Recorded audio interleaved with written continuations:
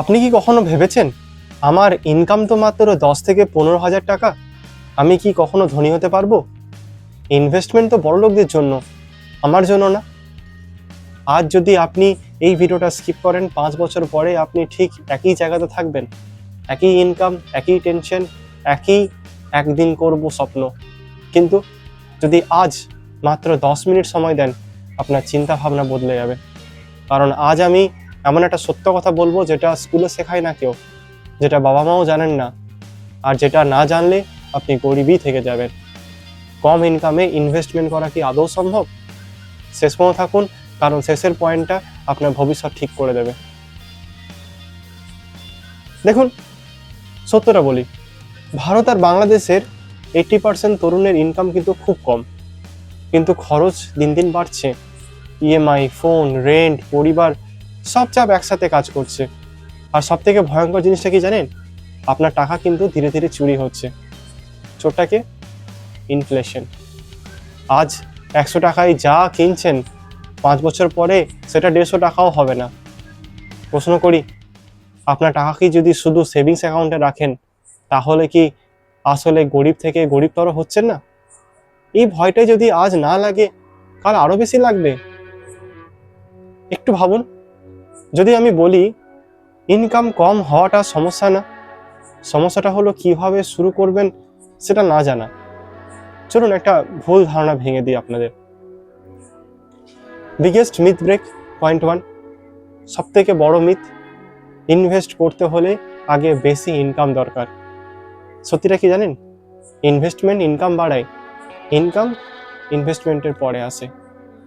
আর যারা ধনী, তারা সবাই কি বড় ইনকাম দিয়ে শুরু করেছিল? না, তারা শুরু করেছিল কম টাকা দিয়ে, কিন্তু নিয়মিত অভ্যাস আর সময়কে বন্ধু বানিয়েছিল তারা। আপনি যদি আজ 25 বছর বয়সে শুরু না করেন, 30 বছরে করবেন, 30-এ না করলে 35-এ। সময় কিন্তু অপেক্ষা করে না বন্ধু। 2 number point, urgency, time is running. একটা ছোট্ট হিসাব করি, আপনি যদি 25 বছর বয়সে মাসে মাত্র 500 টাকা থেকে 8,500 টাকা ইনভেস্ট করেন, 12% রিটার্ন পান, তাহলে 40 বছর বয়সে সেটা হবে প্রায় লাখের ওপরে। কিন্তু 5 বছর পর দেরি করলেন, আপনি হারান সময়, আপনি হারান কম্পাউন্ডিং, আপনি হারান সবথেকে শক্তিশালী অস্ত্র। আপনি কি আজ অলস থাকার দাম ভবিষ্যতে গরিব থেকে দিতে চান? 3 number point, how to start with low. এখন আসি সমাধানে। কম ইনকামে ইনভেস্ট করতে হলে 3টে নিয়ম মানতে হবে আপনাদেরকে। প্রথম রুল, অ্যামাউন্ট ছোট, হ্যাবিট বড়। 100 টাকা দিয়ে হলেও শুরু করা যায়, শুরু না করাই সব থেকে বড় ঝুঁকি। 2 number rule, SIP greater than 1 time. মাসে মাসে ডিসিপ্লিন, ভয় কম, রিস্ক কন্ট্রোল। রুল 3, সিম্পল রাখুন, ফ্যান্সি স্কিম না। Simple mutual fund, index fund, long term mindset. জানেন সব থেকে বিপজ্জনক মানুষকে? যে জানে কিন্তু শুরু করে না। এবার বলি কমন মিস্টেক্সের কথায়। কম ইনকামের মানুষ 3টে মারাত্মক ভুল করে। আগে বড় টাকা জমায়, একদিন শিখবো, এই মাসটা স্কিপ করি। আর সব থেকে ভয়ঙ্করটা হচ্ছে get rich quick trap, crypto, tips, shortcuts. প্রশ্ন করি, যদি শর্টকাট থাকতো সবাই কি ধনী হতো না? ধনীদের পথ বোরিং, স্লো কিন্তু পাওয়ারফুল। এখন সব থেকে গুরুত্বপূর্ণ প্রশ্নে আসছি। যদি আমি বলি কম ইনকামের মানুষদের একটা গোপন অ্যাডভান্টেজ আছে, যেটা বড় ইনকামের মানুষদের নেই। হ্যাঁ, তারা ঝুঁকি নিতে শেখে, তারা ডিসিপ্লিন শেখে, তারা বাস্তবতা বোঝে।